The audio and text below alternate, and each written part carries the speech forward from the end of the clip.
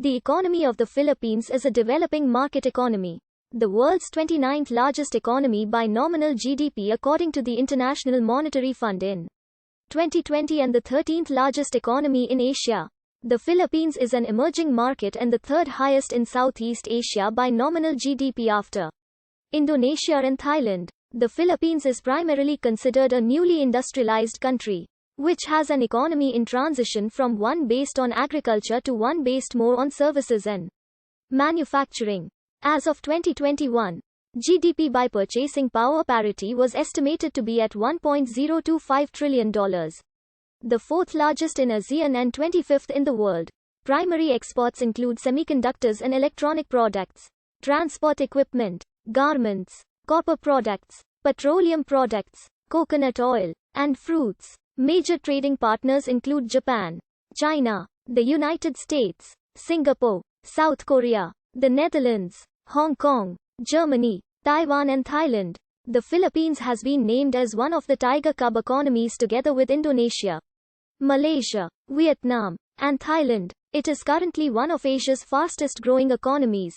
However, major problems still remain, mainly having to do with alleviating the severe income and growth disparities between the countries, different regions and socio-economic classes, reducing corruption, and investing in the infrastructure necessary to ensure future growth. According to the Business Insider, the Philippine economy is projected to be the fifth largest in Asia and 16th biggest in the world by 2050, while this opposes other reports from HSBC Holdings plc that by the year 2050, the growth of its economy would have slowed down due to its current yearly GDP growth rate of 6.5%. Furthermore, the economic statistics may still vary depending on the performance of the government every year, and is therefore not guaranteed, which are consistently plagued by corruption, cronyism, and kleptocrat leaders dominated by political dynasties. The economic history of the Philippine Islands had been traced back to the pre-colonial times. The country, which was then composed of different kingdoms and thalassocracies, oversaw the large number of merchants coming to the islands for trade. Indian, Arab, Chinese and Japanese merchants were welcomed by these kingdoms, which were mostly located by river banks, coastal ports and central plains. The merchants traded for goods such as gold, rice, pots and other products. The barter system was implemented at that time and the pre-colonial people enjoyed a life filled with imported goods which reflected their fashion and lifestyle. From the 12th century, a huge industry centered around the manufacture and trade of Burney clay pots, used for the storage of tea and other perishables, was set up in the northern Philippines with Japanese and Okinawan traders.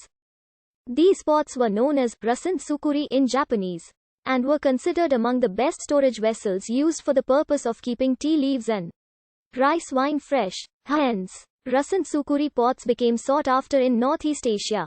Each Philippine kiln had its own branding symbol, marked on the bottom of the rasen sukuri by a single Babayan letter. The people also were great agriculturists and the islands, specifically Luzon, has great abundance of rice, fowls, wine as well as great numbers of carabaos, deer, wild boar and goats. In addition, there were also great quantities of cotton and colored clothes, wax, honey and date palms produced by the natives. The pre-colonial state of Cabalong in Pangasinan often exported deer skins to Japan and Okinawa. The nation of Maray produced beeswax, cotton, true pearls, tortoise shell, medicinal betel nuts and Utah cloth in their trade with East Asia. By the early 16th century, the two largest polities of the Pasig River Delta, Manila and Tondo, established a shared monopoly on the trade of Chinese goods throughout the rest of the Philippine archipelago. The Visayas Islands, which is home to the Kadatuan of Madja as the Kadatuan of Dapitan and the Rajanate of Cebu, on the other hand, were abundant in rice, fish, cotton, swine, fowls, wax and honey.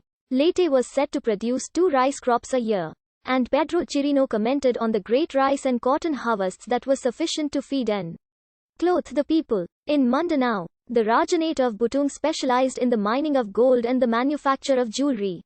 The Sultanate of Maguindano was known for the raising and harvesting of cinnamon. The Sultanate of Lano had a fishing industry by Lake Lano, and the Sultanate of Sulu had lively pearl diving operations. The kingdoms of ancient Philippines were active in international trade, and they used the ocean as natural highways. Ancient peoples were engaged in long-range trading with their Asian neighbors as far as west as Maldives and as far as north as Japan. Some historians even propose that they also had regular contacts with other Austronesian people in Western Micronesia b.